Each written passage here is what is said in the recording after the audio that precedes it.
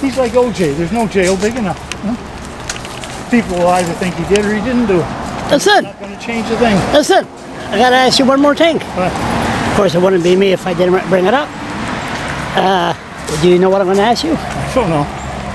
You don't know? Whoops, sorry, Danny. Danny Waters, lawyer, sorry. What do you think? Look. Yeah, I don't even know what they're doing. Cleaning it up, I suppose. Yeah, and upgrading it for the poor vets, the poor people that died for this country. Does that make you feel... What? Well, say, look, people did heroic actions when they were forced to go to war to die for the rich folks. But, you know, that doesn't make anything wrong with having a monument to these dead people.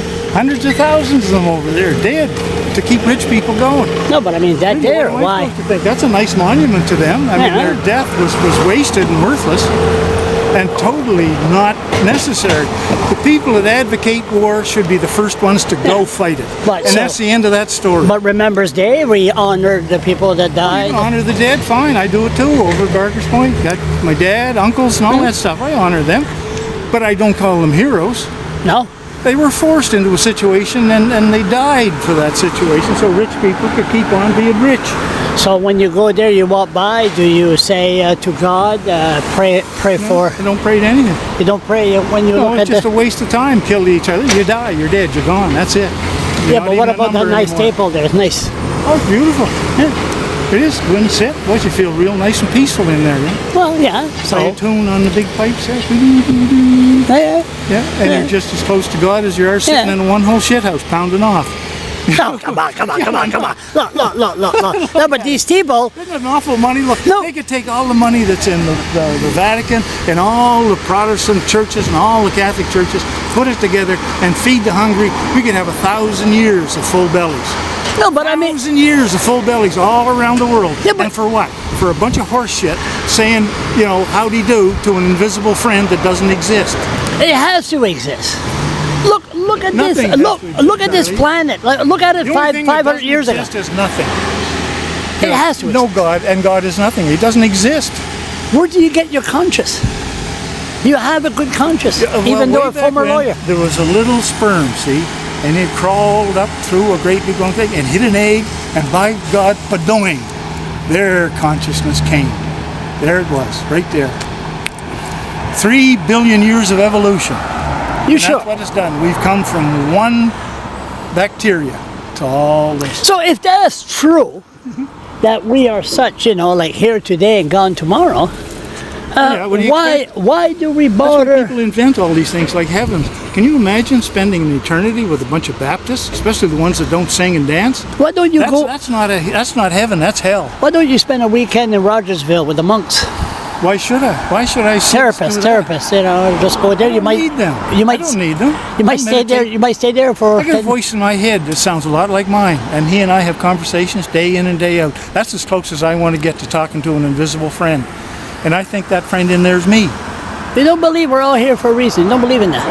No, we're not. We're just a total accident. But my reason... You know, when the dinosaurs died, our forebears were about that big, just a little rodent-like animal crawling around among the leaves. And if the dinosaurs hadn't been blasted out of here by whatever asteroid hit, we wouldn't be here. Or we might have a tail about, you know, that long and 4 things with talons on it instead of, you know, the idiots that we are. But what about God putting me here to be the worst nuisance society has ever seen? Well, God, certainly if there was one, is not a very good architect. If this is the result of God's great invention called humans, look what we got.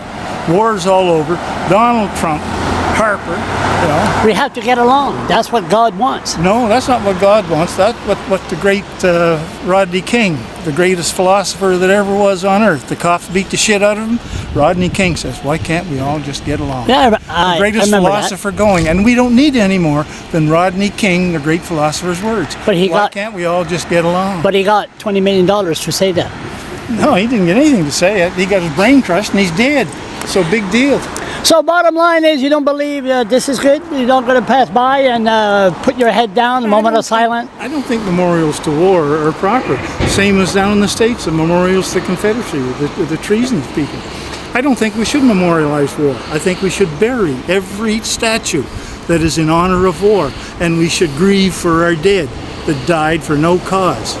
The Second World War, the 2 greatest enemies, Germany and Japan, Who won the flippin' war? The Americans didn't, and the British didn't. They're second-class countries now. What are the greatest economies in the world? Germany and Japan. And for what? 60 million people died as a result of that war, civilians and soldiers. And for what? So Germany and Japan could have the greatest economy? That's why they died. North Korea. What's going to happen there? Nothing.